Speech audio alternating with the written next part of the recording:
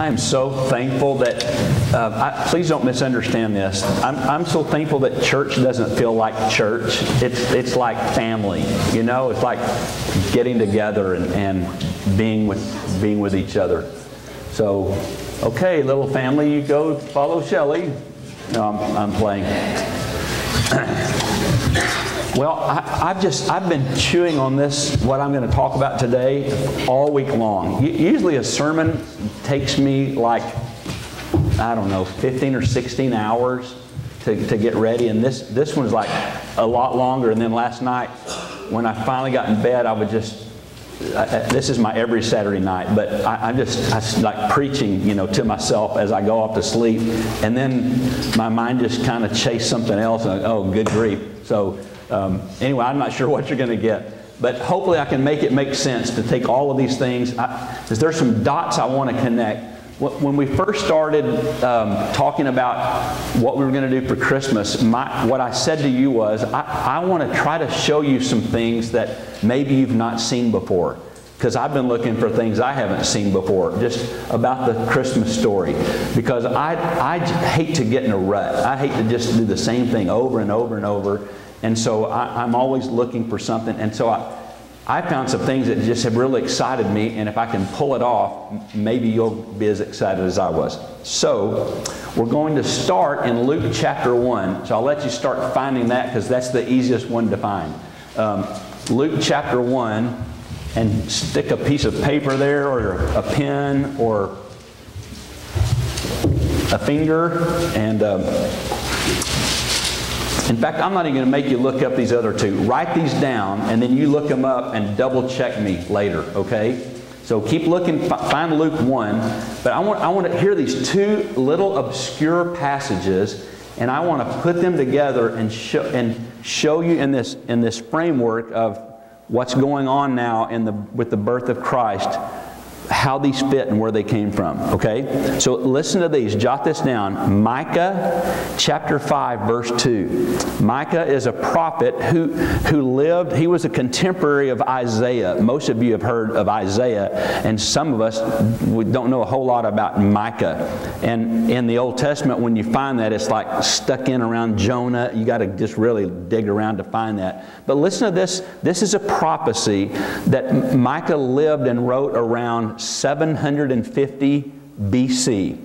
Okay, so this is 750 years before Luke chapter 1. And listen to this little verse, Micah chapter 5, verse 2. He says, "But you, Bethlehem, Ephrathah, though you are small among the clans of Judah, out of you will come for me one who will be ruler over Israel." Can you hear it?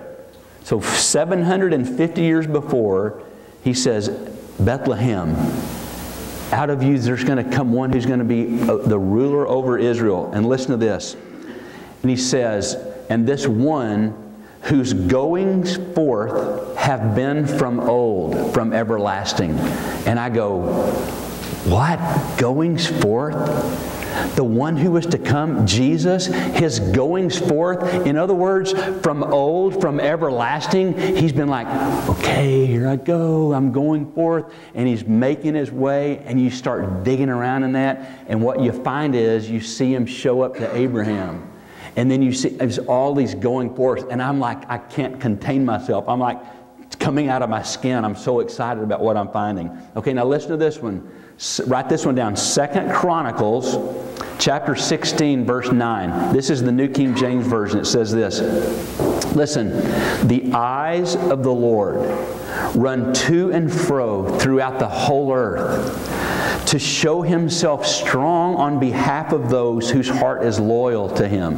And so I take this, the goings forth of God, the goings forth of Jesus from old, from everlasting. And His eyes are running to and fro throughout the whole earth going, where am I going to go next? Where am I going to show up? Where am I going to show myself strong? Where am I going to reveal who I am? I can't. And so I begin to ask myself, how do you get the eyes of God to look at you? How do you get the goings forth?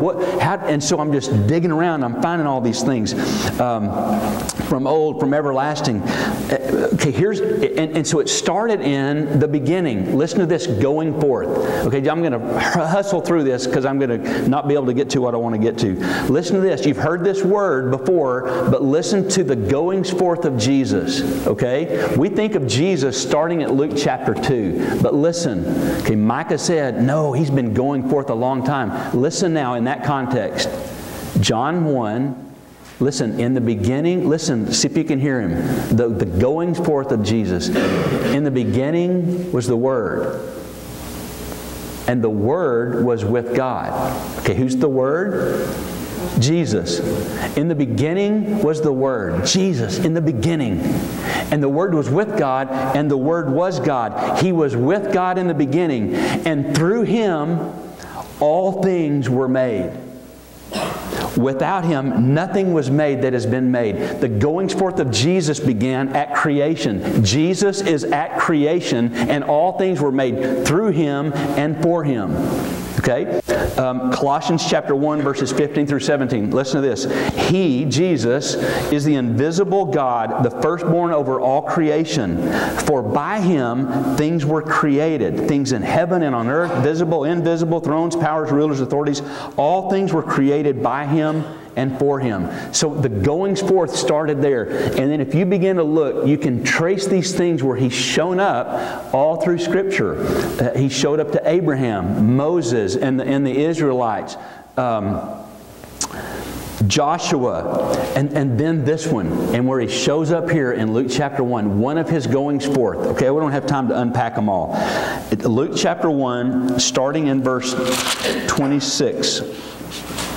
In the 6th month, God sent the angel Gabriel to Nazareth, the town in Galilee, to a virgin pledged to be married to a man named Joseph. Okay, you've all heard this story before, but think of it in light of one of the goings forth, okay?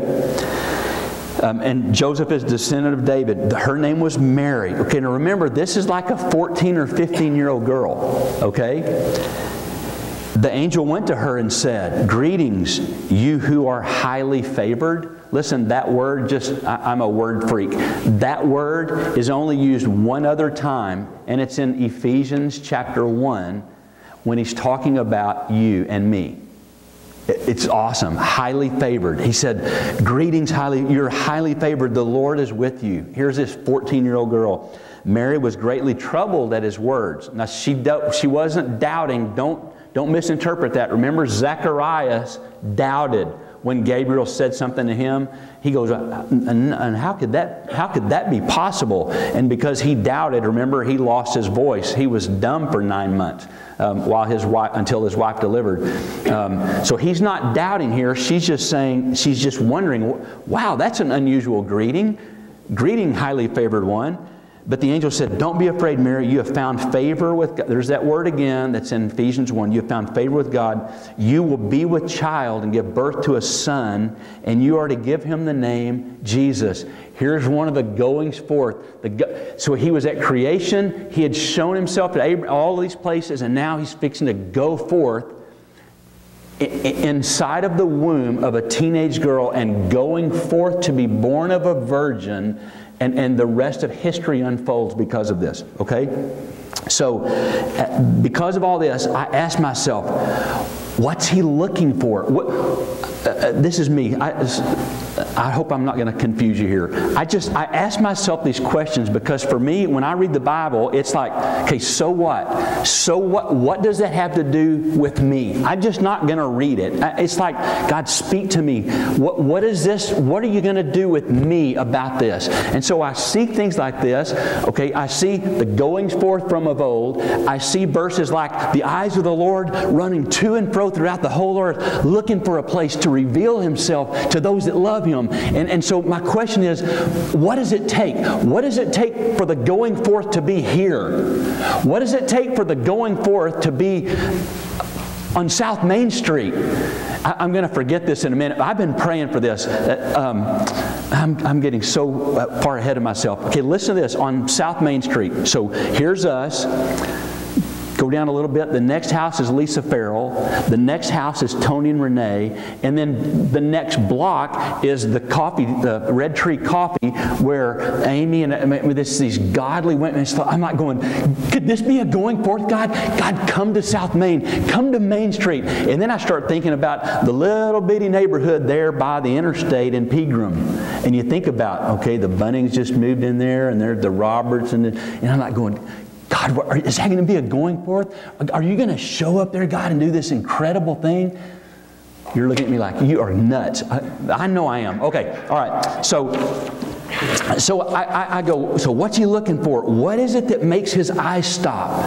What is it that gets the favor of God? And so I want to show you some of the things that are here, okay?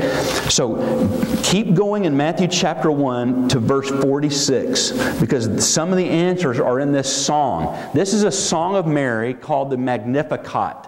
And this has been being sung in churches from the first century. I mean, this is just this famous thing. But there's some answers here in Luke 1, verse 40. Did I say Luke 1? I'm sorry, Luke. I saw you turning page. I go, wow. Okay, I'm sorry, Luke 1. Okay, relax. All right, Luke 1, verse 46. And Mary says, my soul glorifies the Lord. Okay, I want to say this without offending the teenagers, okay? Listen, listen to the vocabulary of this 14-year-old girl, okay? Listen to what comes out of her mouth. Okay, all right. Listen to what's coming out of her mouth. My soul glorifies the Lord. And my spirit rejoices. And Terry's going, oh, man. My spirit rejoices in God my Savior. He has been mindful of the humble state of His servant. And she keeps going. So we're going to break that down, because there's some answers here of why the eyes of the Lord stopped on her. Okay? The first thing He's looking for is a soul and a spirit that rejoices and glorifies. The first thing He's looking for, if His eyes are going to stop on me, then I have to have a soul and a spirit that glorifies and rejoices in Him. Okay? The word soul comes from a word that means to breathe naturally. It's the breath of one's soul. In other words, with my entire affections. That's my soul. Spirit, the word, believe it or not, also means breath, but it's in a different place. It's the breath it's the emphasis on this true and sincere, with a disposition influencing all my thoughts and my actions. Okay, so she's saying, my soul, which is my mind, my will, and my emotions, my emotional self, and my spirit, may they glorify and rejoice. The word rejoice comes from a word, the prefix is agon, which means very much. And then the root word is halomai, which means to leap. Very much to leap. Okay? So it means to exult, rejoice with exuberance. Often it meant leap for joy. To show one's joy by leaping or skipping or dancing in delight. Okay? So do you get it? So therefore, you start connecting these dots. For His eyes to stop on me, for the favor of God to show up on me, for the eyes of the Lord that are running to and fro, stop right here. The first thing is it's because my breath is the joy and delight of God, and my being is full of joy and delight in Him. And so I ask myself that question, God, do you find that in me? Do you find in me someone who's the breath of my soul and the breath of my spirit is just delight in You? You got to ask yourself that. Do you want God? Do you really want Him to show up in your life, to do things that the eyes of God would stop on you, and there will be favor, and the goings forth that He's been going forth from creation, looking, and I don't know about you, but I hope it's not pride, but I just like, God, could I be one of the places where when You go forth, You stop here, because I want You to do things in me. I want you to do things in my family. I want you to do things in my children and grandchildren and great-grandchildren and on, that the goings forth of God might be, go crazy inside of my family. Oh, I desire that with all I've got. And so I got to ask myself this question: is the breath of my life, does the breath inside of me glorify and praise Him? The second thing in her song, verse 48, she says, "For He has been mindful of the humble state of His servant." So the second one, He's looking for a, quote, humble state. The word is humble, to bring low. It's a word that means poor and needy. With the idea of this, I am contrite. There's this, the penitence of God, this contrition inside of me where I'm lowly and I'm sorry and I recognize that without Him I'm nothing. Does God see that in me? Does God see in me where I yield myself like that, where I take this posture? God, I need You. I'm telling you, some of us, it's so hard to take this posture where we submit and we go, okay, God, I am low. I mean, we've been taught, you the man, you be the man, you're this self, really? And so if I'm that way, if I'm bowed up and full of myself, then the eyes of God go, whoops. And so I take my posture where God, I want to be in a humble state before You.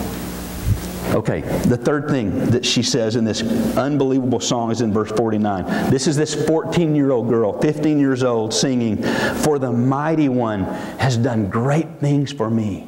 Holy is His name." Great things. The Greek word, again, I'm not a Greek scholar. I got enough books I can look it up. But the word is, listen here if you see it, megos. What word do we get from megos? Mega. Yeah, mega. The Lord has done mega things. He is mega, and He's done mega things for me. Good. It means great, large, mighty, wonderful, significant. In other words, one who sees God as mighty, one who sees God as a big God, and who does great and mighty, significant things. That is the one who sets himself up where the workings of God, the movings of God, the eyes of the Lord run to and fro, stop on one who goes, God, You're awesome. You are a big God. You're an awesome God. And what You do is awesome. You are mighty. Does He see in me one who sees Him as mighty and who does significant things? And she said in that same thing, holy is His name. The idea is awe and reverence. It describes one whose moral and spiritual character bears the image of God. So what that means is one whose awe of God, one who has this awe and reverence of God that results in the bearing of God's image in himself or herself. Does He find that in me? Does He find me? Do I live in awe of Him? Listen, you can't live in awe of yourself and Him at the same time. You can't. So do I find myself in awe of Him? Verse 50. His mercy extends to those who fear Him from generation to generation. And so the eyes of the Lord, the goings forth of God, the goings forth of Jesus, the one He's looking for, recognizes and lives in mercy. Mercy is the compassion and the loving kindness of God. It's God's, I love this definition. Mercy is, it's God's tender mercy for the misery of man. That's a result as a consequence for sin. Okay, stay with me here. Okay, I'm going to sound like the preacher for a minute. Okay? If I have known the mercy of God, okay, what is the mercy of God? It is God's loving kindness toward me. not grace that forgives, that's involved, but mercy is that it's this loving kindness for the consequences I have as a result of my sin. Stay with me. Okay, here comes the preacher. You ready? I'm going to get you.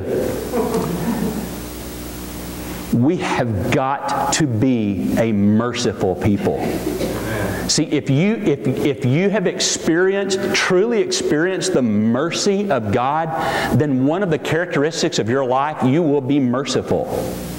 But here's what we do. We get forgiven or whatever, and then all of a sudden, we're all puffed up and high and mighty, and we begin to look down our nose at, of course, she deserves that. You know what kind of life she lived? Well, of course. Really? That's not mercy. Mercy has this loving kindness for the consequence that's a result of sin. So not only did God forgive me and give me grace, but He loves me to help me in my consequence because of what I did when I sinned. Okay? So here's this 14, 15-year-old girl going, God, you're so merciful. The sixth thing is in verse 51.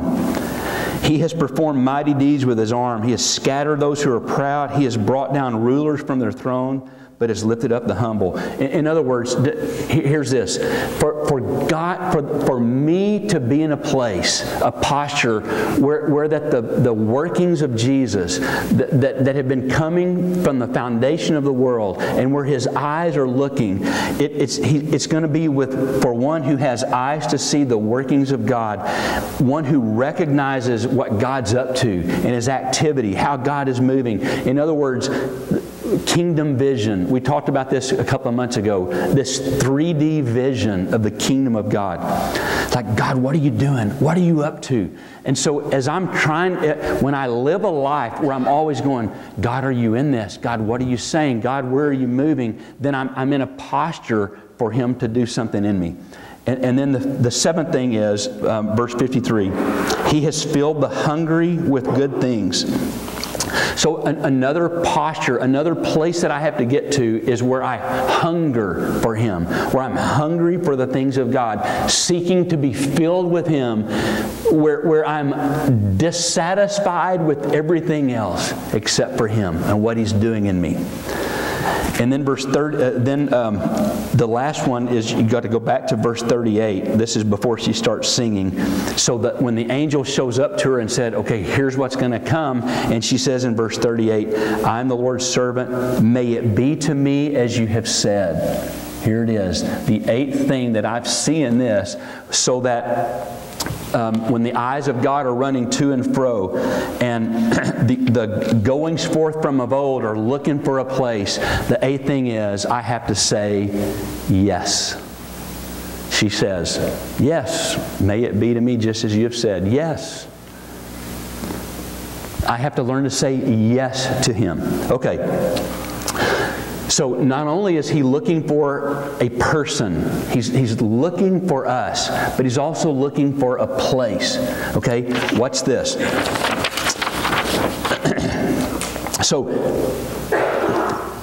So chapter 1 is over, and chapter 2, Jerry read some of this. And so in those days, a decree, this is so awesome.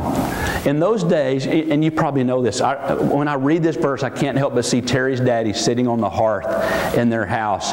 When we get to go there, he started when we were newlyweds, and we would go, and he did it when Terry and her brother and sister were children, but he would get Luke chapter 2 on Christmas morning and begin to read. In those days, a decree went out from Caesar Augustus. And for some reason, I just think of that every time I read that. I see Bobby doing that. Okay, his name's Bobby too.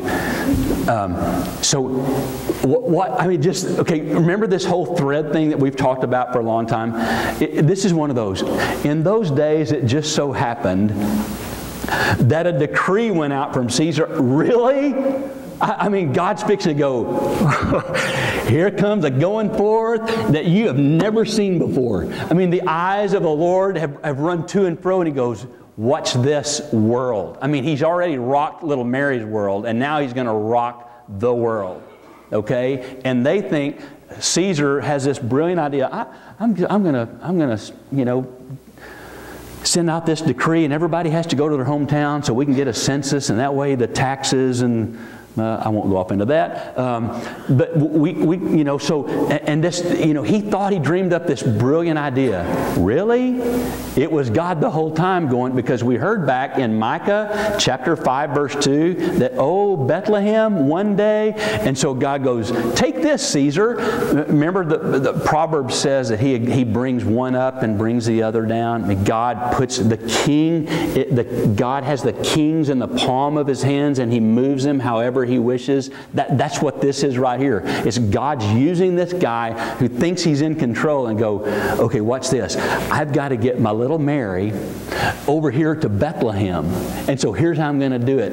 Okay, and so Augustus goes, Caesar Augustus, and God's going, okay, all right, so this decree goes out, and so Joseph has to take Mary, so they have to go, guess where they're going? To Bethlehem, their hometown. It just so happened. Really? Okay.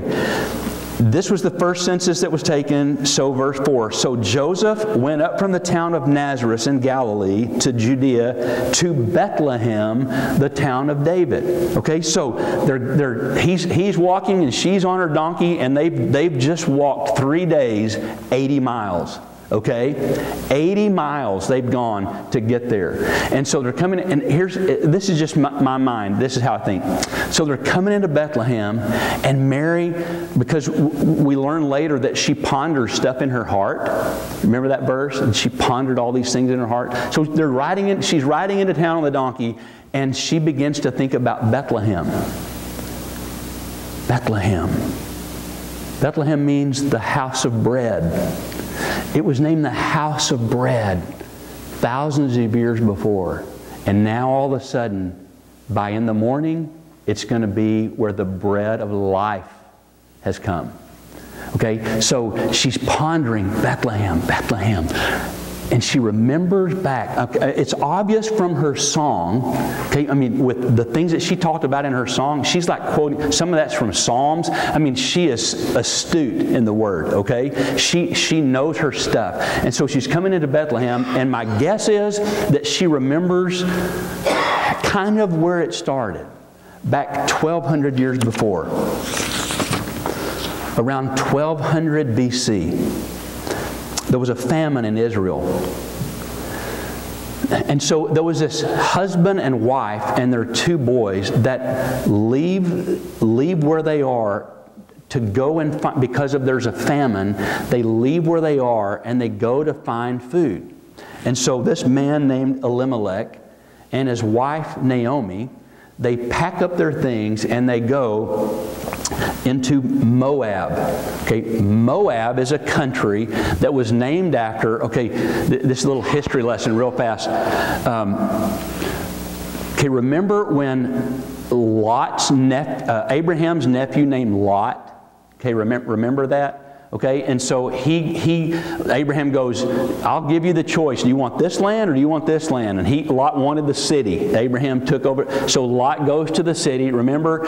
And the angels, Sodom and Gomorrah is fixing to be destroyed, and the angels show up and all that. It's just frightening to read all of that. Just unbelievable. Anyway, so there's this incestuous relationship between Lot and one of his offspring. I'm trying to talk kind of in code. I know that our kids have heard most of that, but I still refuse to anyway. So there's this incestuous relationship, and the child born from Lot and his daughter, his name was Moab.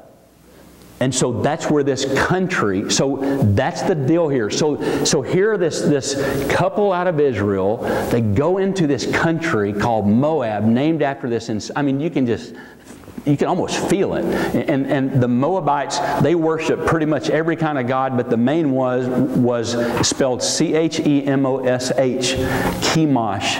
And they would do these human sacrifices to this god. I mean, this was unbelievable. So they end up in this country. This is all, by the way, in the book of Ruth. Okay, that's where this is going. This is just awesome. This is 1,200 years before this night when Mary's riding in. Listen, I want to do handsprings. I mean, I'm reading this stuff and I'm going, God, you're so awesome. 1,200 years ago, you're getting ready to move and for your eyes to focus right here? Yep. I mean, it's like God's planning stuff for you. Listen, let me cut away here a minute. Listen to this. As you hear this story, listen to it in light of, that's how you do God? Yeah. And that's how He does for you. It is. Because in Ephesians chapter 1, that same word that says highly favored, that's what He calls us. He highly favors you. And what He's doing here, that we're seeing 1,200 years worth of stuff, He wants to do inside of you. His eyes are running going, oh, I want to stop right here. Abby, let me stop right here. Okay, I want to stop right here. It's like, let's get our lives ready for Him to stop right here. Okay? All right. So they go over into Moab. Well, the dad dies.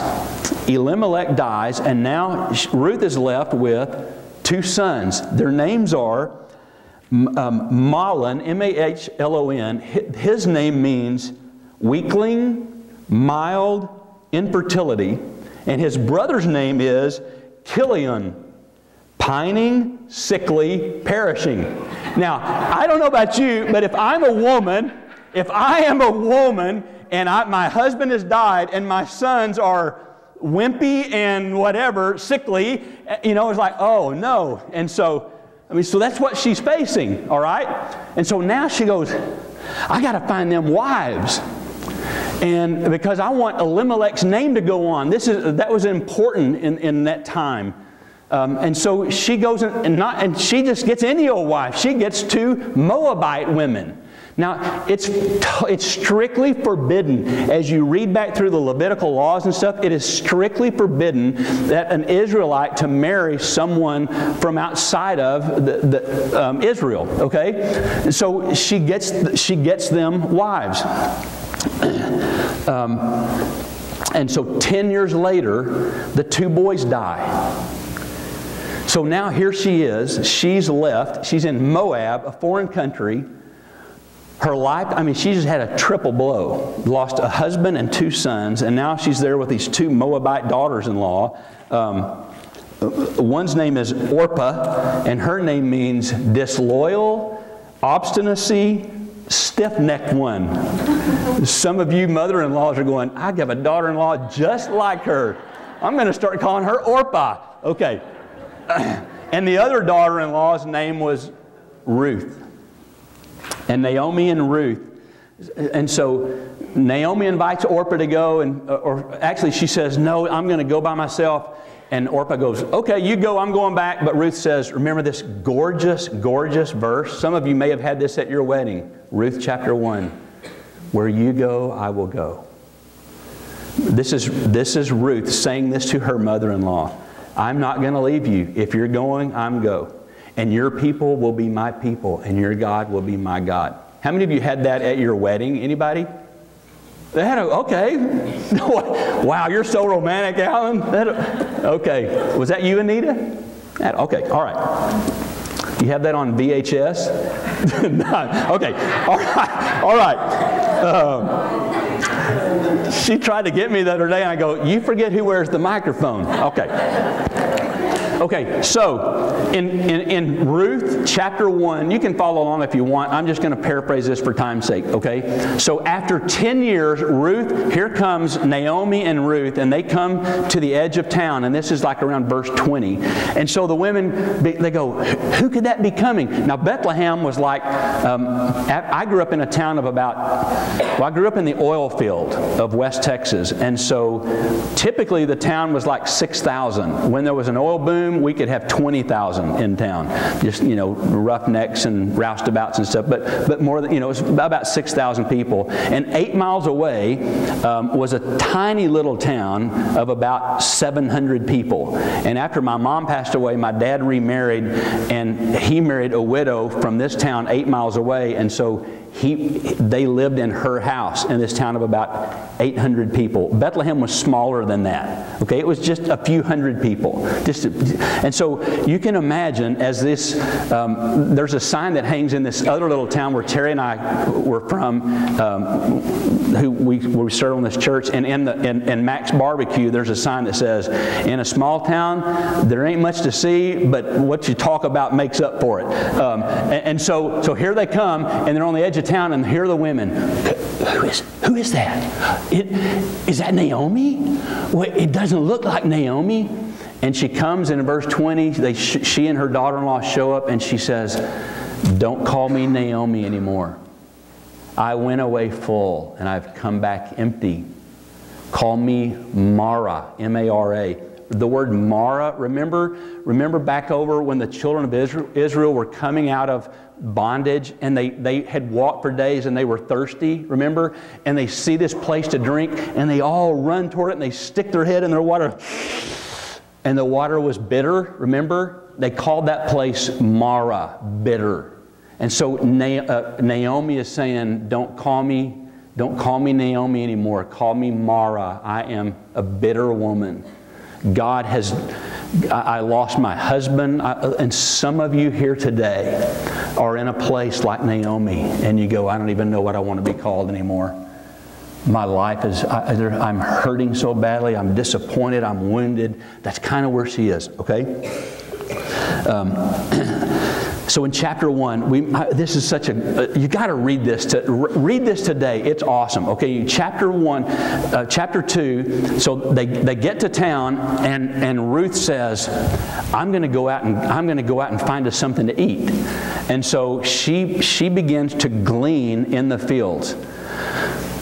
Here's what it was harvest time. It was harvest time in Bethlehem. This is where they are, okay? This is what makes this so beautiful. So they're in Bethlehem, it's harvest time, and a harvest time was happy. I mean, it was a party. It's like the crops are ready, everything, we're going to harvest the crops. And so what a gleaner would do is they would like keep on the edges, and stuff that fell they would pick up. You know, they couldn't get with the gleaners, but with the people doing the harvesting, but they could like pick up the scraps.